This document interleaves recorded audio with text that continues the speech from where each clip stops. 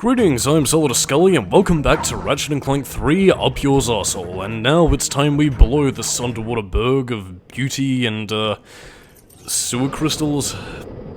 Yeah, I mean, I will say that it is still a decent place to grind, but alas, we ain't got time to bleed. And, wait, wouldn't that just lead to the underwater, thus allowing the ship to not... You know what, I'm not even gonna question it. Sorry to disturb your work, sir, but you may want to know that your impenetrable secret base on Aquatos has been penetrated. Impossible! If you say so, sir. They apparently stole some sort of data disk. Well, I must be off now. Dirty laundry and whatnot. Who is responsible for this outrage? I believe it was a Captain Quark or something. Oh, Janice. You'll always be the love of my life. You really should have that looked at. That moron could never hope to match wits with the likes of me. If anyone can beat a moron at his own game, it's you, sir. He has, however, assembled a group of elite agents known as the Q-Force. What? This Q-Force must be stopped. Destroy them! Eradicate them! Annihilate them all! It's on my to-do list, right after folding your undergarments. And so, that was our taste of Dr Nefarious. Well, our second taste of it. And like, I'd say here, compared to his later appearances, he's definitely played a little bit more straight, but at the same time, very much in that sort of, like, vintage 1930s mustache-twirling radio serial drama that he was inspired by. Well, team, I believe some congratulations are in order. After all, my plan worked even more perfectly than expected. Well? Way to go, dude? Don't mention it. I'm just doing my job. Now that I know where the Tyhrranoids are coming from, I can put a stop to this alien menace once and for all. With utter disregard for my own safety, I've drawn up an ingenious plan for an attack on Tyhrranosis. First, I shall humbly step aside, allowing Ratchet to free-fall down and take out the mortar launchers at the landing site. Once the mortars have been silenced, the dropship will make its descent. Next, Ratchet will take the assault vehicle from the dropship, make his way to the 4 plasma cannon turrets, and destroy them. Once the turrets have been knocked out, Ratchet will personally lead the assault on the main enemy base. All right, let's get to it! Yes, you there in the front. Yeah, hi. I was just wondering, what are the rest of you gonna be doing while I'm down there getting blasted? We'll be monitoring the situation closely from here. Actually, we'll be down at the lunch buffet on Deck 5. It's Meatloaf Day. But we'll be rooting for you every step of the way. Yeah, man, we got your back. Yeah, the plan is excellent. So, once again, the gameplay pretty much just revolves around Ratchet doing pretty much all the work, while everybody else just sits around with their thumbs up their ass. Isn't that always the way? But coming up next is actually, I suppose, what's an example of the game's non-linear levels, but at the same time also feeling very, multiplayer focused, and well, that does kind of ring a little bit true, because we have a multiplayer focused level in our single player, Crisscross. Miggity miggity miggity miggity mac daddy. But once again, we're going to be going through familiar territory as we do another Halo jump, as I believe the official name is called. So yeah, we're slightly higher than the Galactic Rangers, and I think these segments purely exist so that you can watch the Galactic Rangers blow up and basically learn not to do the same. And this isn't just for show either. If you see any missiles with red trailing rocket exhaust, yeah, that can damage you, as you can plainly see. Again, I think the it's kind of weird actually, because I mean, Resistance Fall of Man was in development at this point, so I have to wonder if Insomniac were maybe getting some practice in before like the 6-axis was a thing, or because I mean they did use these segments again in Tools of Destruction, and they did use the 6-axis, but I don't know, I'm curious. I'm wondering if it was just purely because of a, wow, this is cool kind of effect, or if it was done out of, like, a a precursor to see how they would handle the 6-axis stuff. I mean, you can still use the analog stick in Tools of Destruction as well, but just curious. It is a really cool visual effect, and at least allows you to slightly control it, so it's not just white noise gameplay for the most part. But alas, in terms of story at least, now our current mission is to assault Tyhrranoids. It's like Geonosis, except less buggy and less shitty, and well, less of an eyesore, because, I mean, upon rewatching Attack of the Clones rather recently, that lightsaber battle between Anakin and Count Dooku nearly left me blind, so it did. But again, it's pretty much a case of just taking out the turrets, which is pretty much all of what this is about, and then making an assault on the main enemy base, which isn't really so much of a base, so to speak, as much as it is dealing with one of the Tyhrranoid head honchos. Well, I mean, I say that, but I don't really know what the Tyhrranoid structural command is.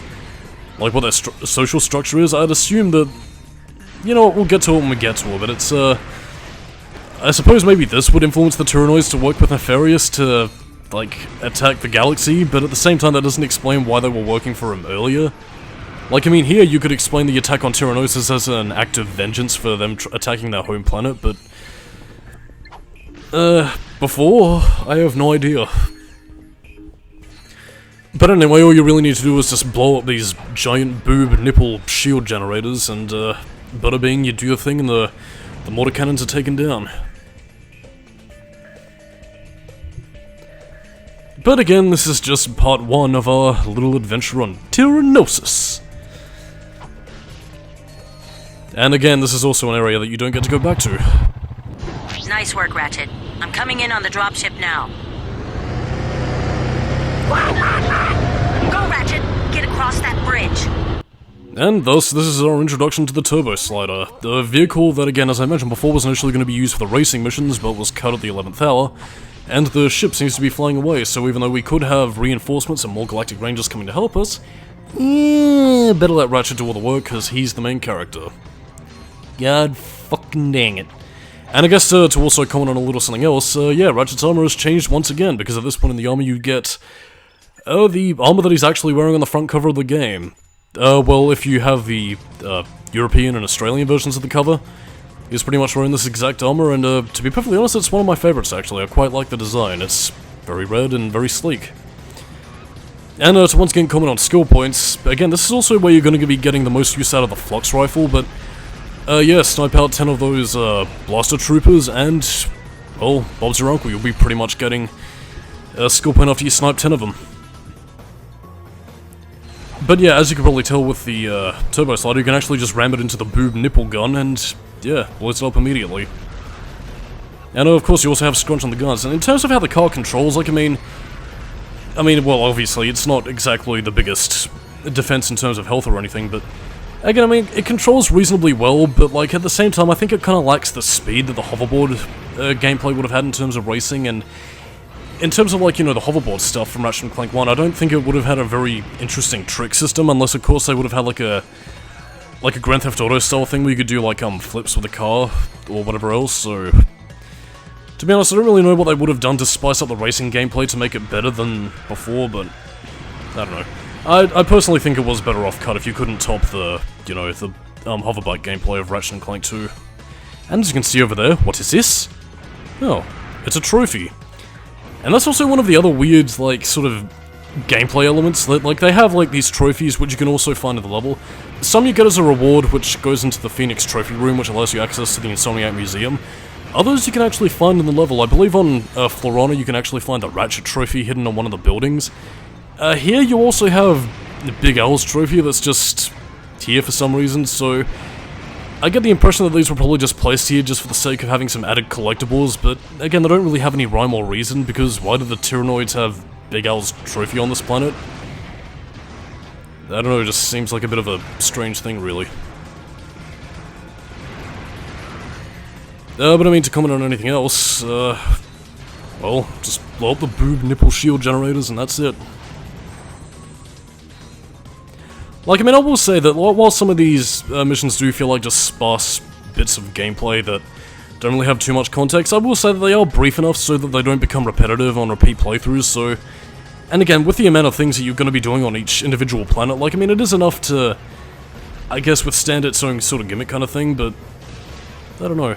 And again, I guess if I could probably comment about level design compared to the previous games, you might be noticing a few differences here. For one thing, haven't done any rail grinding, and we won't be doing that at all, so yeah.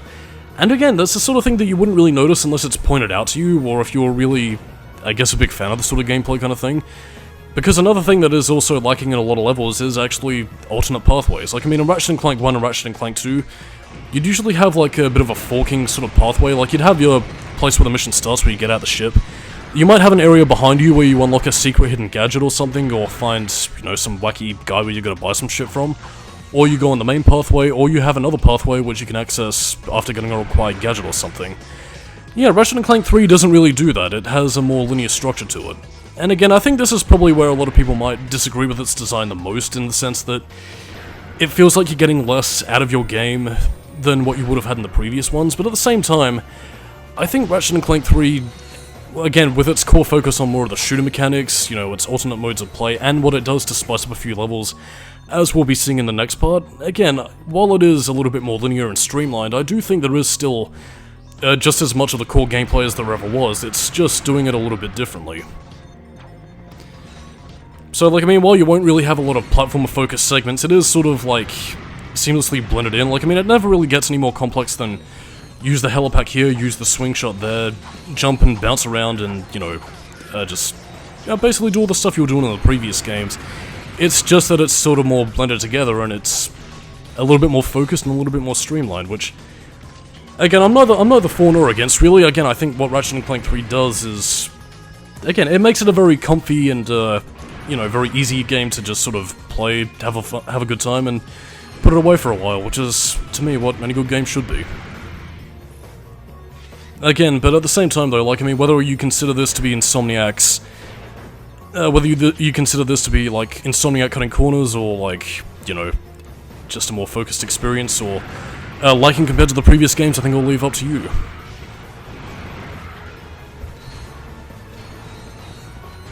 Like, I mean, forgot what I was gonna say there, so I think it might be time for another handy-a-dandy tangent, perhaps, if I can find it.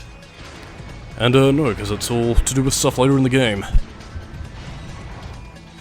I think I might have mentioned this all the way in part 1, actually, but again, like, you might be seeing, like, the tiers of Tyhrranoid, depending on how many eyes there were. There was actually one cut Tyhrranoid with, 5 eyes, which was gonna be the most powerful one in the game. But I suppose because they, either for a lack of time or they couldn't really think of any way to beef the enemies up more than just giving them a shitload of health. Yeah, it ended up getting cut, which, again, you can see it in the sketchbook that you get once you beat the game, so... It's got, like, this sort of, like, orange coloration to it with, like, spikes, gauntlets on the side of its hands. Actually, it kind of seems like an earlier design for the Ogorian enemies from Crack in Time, so... Yeah, it's a little bit weird. And again, you might also be seeing some of the additional effects with the N60s. Oh no, actually no, it's the N90 Hurricane, I think, is the upgraded form of the basic pistol machine gun kind of thing. But yeah, it also has lightning chain damage. If this was Ratchet and Clank 2, you would have had that be a mod from Slim Cognito, which you would have exchanged for, you know, bolts and shit. And to go into the Platinum Bolts, actually, again, they don't unlock mods this time around, but what they do unlock is skins. And again, unlike games of today's day and age, they're not downloadable content, they're unlocked in the game, so, you know, it's kind of good, because you can unlock it in the game and not have to worry about, nickel and diming bullshit, which is, kind of shitty. There we go.